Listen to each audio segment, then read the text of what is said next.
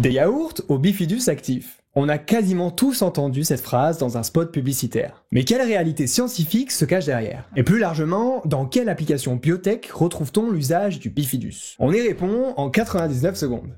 Le bifidus est le nom contracté de Bifidobacterium, une famille de bactéries dites lactiques. Lactiques, puisque ce sont celles communément et historiquement utilisées pour transformer des aliments comme le lait en fromage ou yaourt. Une des cousines les plus connues du Bifidobacterium est ainsi Lactobacillus. Les bactéries ne sont pas toutes nos ennemis. Beaucoup cohabitent avec nous, certaines directement dans notre intestin.